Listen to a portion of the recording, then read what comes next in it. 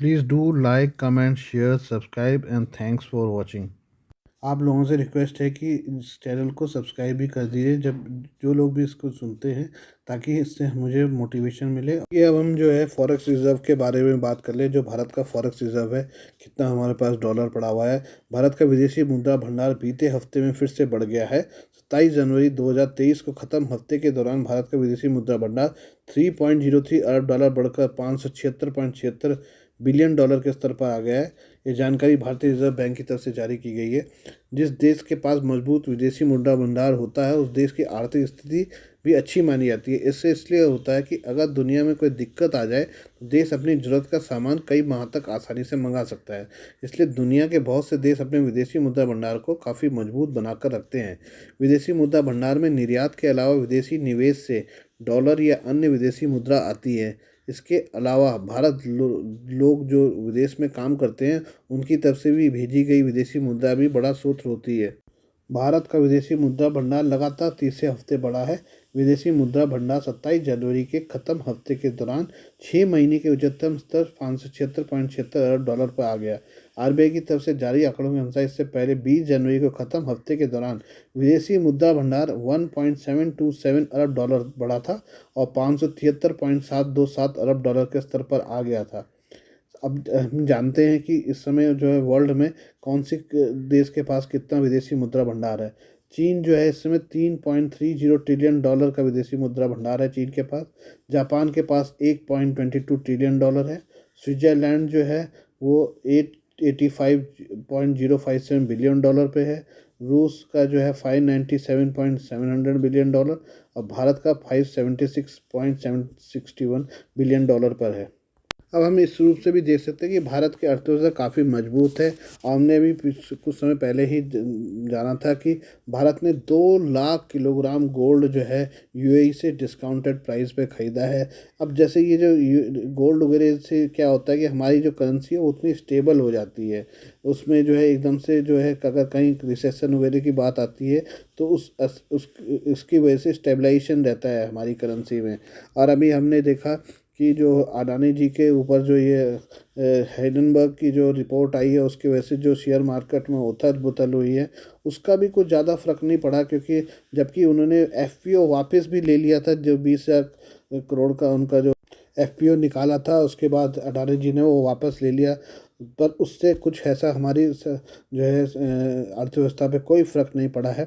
और अभी हम ये भी बता दें कि इस बीच 2 दिनों के अंदर हमारा जो फॉरेक्स रिज़र्व है वो 8 बिलियन डॉलर बढ़ा है। तो इसका मतलब जो हमारी अर्थव्यवस्था इतनी मजबूत है कि उस पर ये जो अगर कोई अपना बाई बैक करे या अपना एफपीओ निकाले वापस ले, उसका इतना कुछ फ़र्क नहीं पड़ने वाला, क्योंकि हम लोग जो है सॉलिड ग्राउंड पे खड़े हुए हैं। हमने अपनी अर्थव्यवस्था का जो स्तंभ है उसको बहुत मजबूत बनाया हुआ है। अब भारत वैसे भी जो है अब डी डॉलराइजेशन कर रहा है। वो जो है डॉलर से जो है अपने को कम करता जा रहा है। क्योंकि हम जो है अब जब से अब रशिया अमेरिका ने जो है रशिया पे जो है सैंक्शंस लगाए थे, और तब से हमने देखा जब रशिया और यूक्रेन वॉर हुआ तो रशिया पे जो है सैंक्शंस, अमेरिका के सैंक्शन की वजह से उस पे जो है डॉलर वो व्यापार नहीं कर सकता। डॉलर को से वो कुछ भी ना तो एक्सपोर्ट इंपोर्ट कुछ भी नहीं कर सकता रशिया। तो उस चक्कर में फिर भारत ने भी अपने को जो है ये समझ लिया है कि कल की डेट में कभी अमेरिका का सैंक्शंस भारत पे लगे तो कल हम भी जो है बहुत मुश्किल में आ जाएंगे। तो इसलिए भारत अब जो है जब से रशिया और यूक्रेन की लड़ाई लगी, उसके बाद से भारत ने थोड़ी अपनी रणनीति अब चेंज कर दी है। अब भारत जो है कई देशों के साथ जो है अपने मनी के हिसाब से, अपने रुपी और उस देश की करेंसी के हिसाब से जो है एक्सपोर्ट इंपोर्ट पर ध्यान दे रहा है। जैसे अभी हमने यूएई के साथ हो गया, श्रीलंका के साथ हो गया, सिंगापुर से भी हमारी बातचीत चल रही है। और जो है और भी कई देश हैं जिनके साथ हम जो है रुपी में ट्रेड करेंगे, जिससे कि हम बाईपास कर देंगे डॉलर को, जिससे कि हमें डॉलर की ज़रूरत ही ना पड़े। और जो है अगर कल की डेट में कभी ऐसी खुदा ना खास्ता कभी ऐसी हो जाए कि हमारे पे सैंक्शंस लगे, तो हम जो है डॉलर, क्योंकि हमारे उसमें रहेगा नहीं, तो हम इजीली जो अपना बिजनेस है वो कर सकेंगे। क्योंकि उसके माध्यम, क्योंकि डॉलर के हिसाब से फिर हम स्विफ्ट के अंदर में के थ्रू ही सारा लेन देन होता है किसी भी विदेशी कंट्रीज़ के साथ, तो हम उससे बाहर रहेंगे तो क्योंकि उसलिए और साथ साथ हमने अभी एक और भी चीज़ कर ली है कि अपना यूपीआई जो है, अपना जो यूपीआई कई देशों में चला रहे हैं, तो हम जो है अमेरिका के स्विफ्ट सिस्टम से अपने को बाहर रख सकते हैं और आराम से व्यापार कर सकते हैं।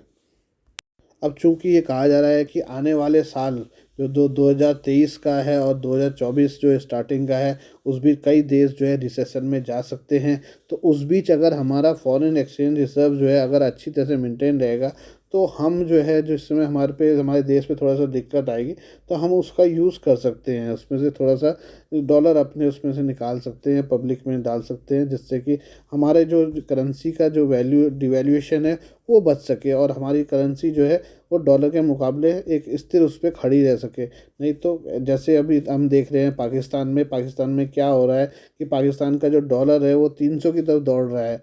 चूँकि चूँकि पाकिस्तान का जो फॉरेन रिज़र्व है वो $3.5 के करीब रह गया है, उन पे पास डॉलर बिल्कुल नहीं है। और आपको पता है कि जो भी इंटरनेशनल ट्रेड होता है उसके लिए डॉलर की ही ज़्यादा ज़रूरत होती है। अब उनके जो आप अगर देखें तो उनकी हालत इतनी बुरी है कि वहाँ कंटेनर्स जो हैं 20-20 दिन हो गए उनके पोर्ट्स पर पड़े हुए हैं, और गवर्नमेंट जो है जो बैंक्स हैं वो एलसी नहीं खोल पा रही है क्योंकि डॉलर ही नहीं है उनके पास। तो ऐसी स्थिति इंडिया में नहीं आने वाली, क्योंकि इंडिया ने अपना जो है फॉरेन रिजर्व काफ़ी अच्छा मजबूत बना के रखा हुआ है। कल की डेट में अगर रिसेशन भी आता है तो हम इजीली जो है उसको सस्टेन कर सकते हैं और भारत की इकनॉमी को नहीं गिरने देंगे।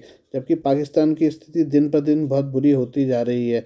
कारण ये है कि उसने जो है अपना रिज़र्व बहुत कम कर दिया है, और साथ साथ जो है क्योंकि एक्सपोर्ट है नहीं तो क्या है, डॉलर आ नहीं रहे हैं, कोई वो गुड्स एंड सर्विसेज वो देता नहीं है, सर्विसेज भेजता नहीं है, तो वहाँ से भी कुछ नहीं आ रहा है। और भारत का क्योंकि भारत के तो रेमिटेंसेज और हैं, भारत के कई लोग जो है बाहर विदेशों में काम करते हैं, तो वो डॉलर भी हम उस रूप में भी हमारे देश में आता है।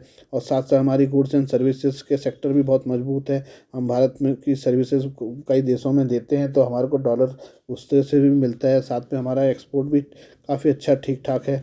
अच्छा, तो इससे जो है हमारे पास डॉलर की कमी कभी नहीं रहेगी।